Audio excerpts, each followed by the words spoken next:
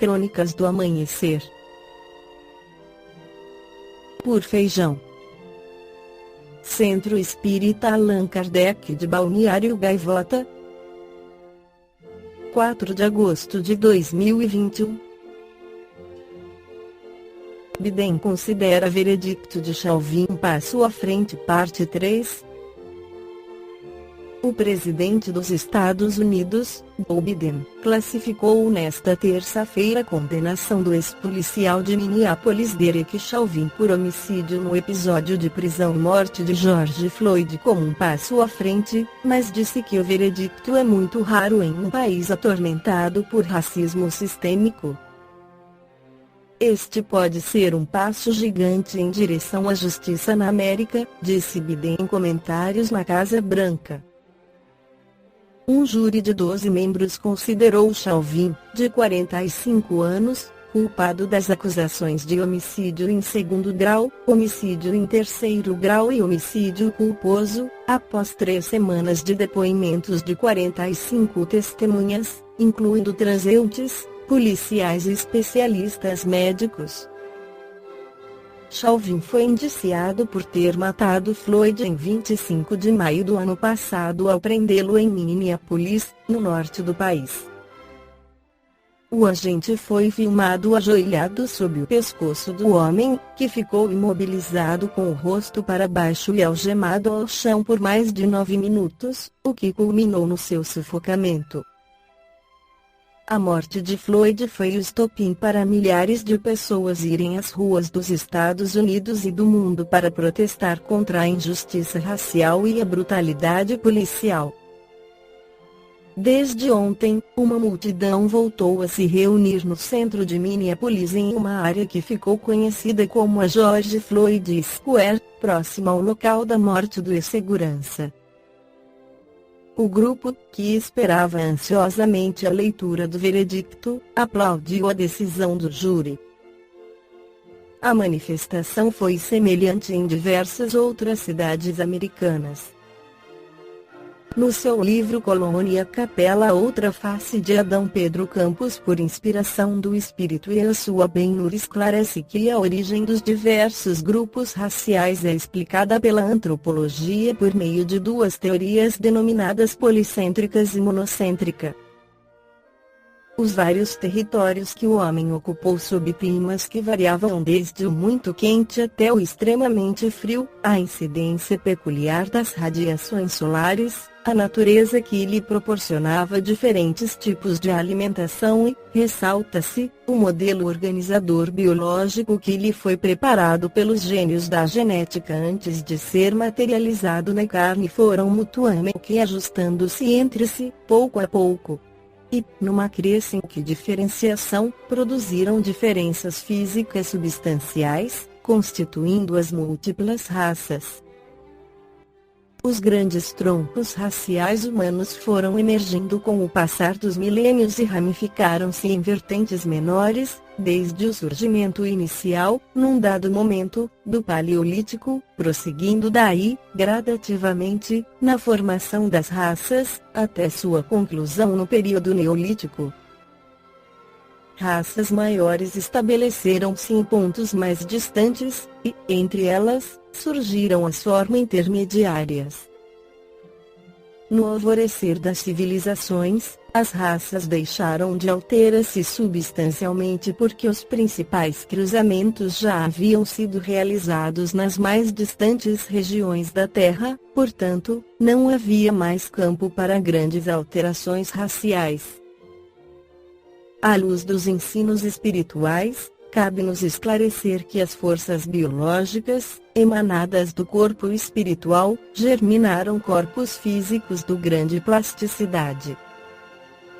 No decurso de poucas gerações, foram plasmados organismos que, ao estímulo do meio ambiente, adquiriram irições diferenciadas e formaram raças de arquitetura escultural impecáveis, tornando o homem o mais variável animal do planeta. E necessário aduzirmos que, à medida que os grupamentos humanos eram formados nas diferentes regiões em terra e apuravam, cada vez mais, seus caracteres hereditários dominantes, ocorria uma consolidação de caracteres genéticos específicos daquele povo. Assim, cada grupo isolado apurou suas características e constituiu um tipo singular de raça. Surgem, então, as características físicas e psicológicas de ordem geral da raça. Contudo, cada uma dessas duas características é adequada na sua particularidade pelo espírito encarnante, o qual trata de moldar sua máquina humana conforme o modelo psicológico que lhe é peculiar, íntimo na sua constituição sutil de matéria. Assim, as criaturas de uma mesma raça, embora semelhantes na aparência corporal, guardam na intimidade diferenças substanciais que as diferenciam umas das outras, fazendo-as diversas entre si tanto física quanto mentalmente. Desse modo, cada criatura é uma individualidade única, embora todas pertençam a uma mesma raça que as tornam muito semelhantes. Vale ressaltar que a cor da pele, sinal exterior que difere algumas raças de outras, trata-se de composição variável no corpo espiritual e vincula o espírito encarnante à prova que deve passar na carne, de modo a proporcionar-lhe melhor aprendizado no campo de atuação escolhido. No entanto, não se trata de constituição íntima espiritual, pois o espírito não tem cor. Na verdade, a importância que o ser humano, de maneira geral, ainda na atualidade, dá à cor da pele é deveras preocupante, pois constitui formação de barreira que cerceia a atuação do indivíduo nos mais variados campos. Um homem pode alterar seus conhecimentos, mudar de religião e de outras coisas mais, mas não pode mudar de cor. Por essa razão, aqueles que se utilizam da cor da pele para, de alguma forma, menosprezar o seu semelhante e criar-lhe impedimentos na vida, a lei divina de causa e efeito reserva-lhes um saldo negativo em conta, pois, ao realizar tal ação, maculam o próprio corpo espiritual, o qual terá de ser restaurado ao sabor de severas expiações em encarnações futuras para que o espírito possa prosseguir na senda evolutiva. Deixando momentaneamente de lado a questão do molde espiritual na formação do corpo de carne e raciocinando, exclusivamente, em termos científicos comprovados, vamos observar que a causa da existência de diferentes cores de pele é atribuída a uma substância existente no corpo chamada melanina. Essa substância é encontrada nas várias partes do corpo, tais como nos olhos, nos cabelos e nas camadas profundas da epiderme. A quantidade e disposição da melanina no corpo definem a coloração da pele. Não se trata de melhor qualidade individual, mas sim de constituição da carne do corpo.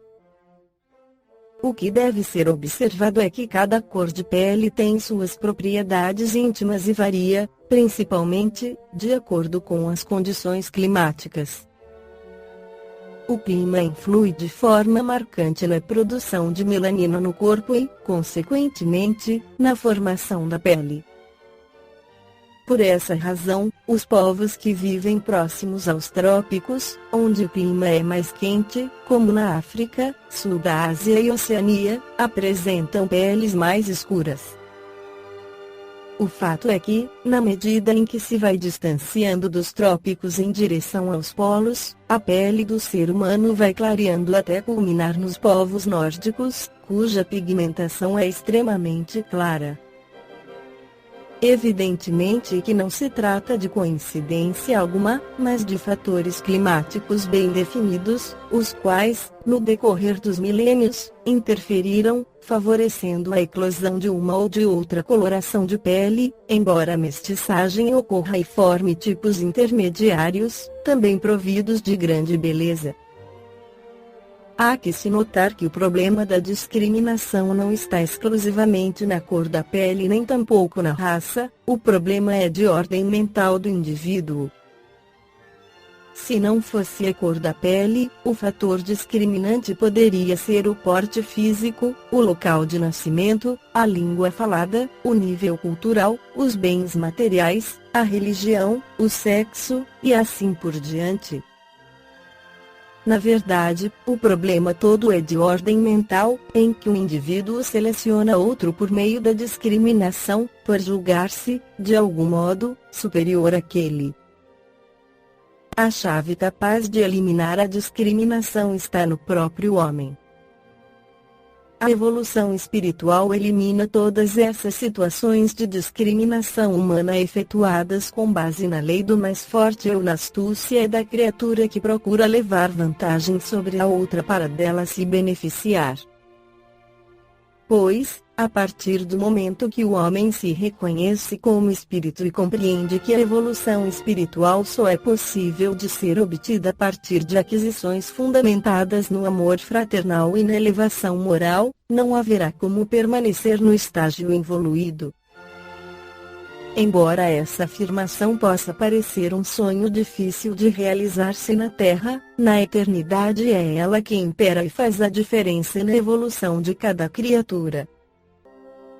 Para o homem descobrir essa verdade, precisa descobrir a si mesmo como espírito que é. Balneário Gaivota, 4 de agosto de 2021. Por Feijão. Centro Espírita Allan Kardec de Balneário Gaivota. Que a paz esteja com todos.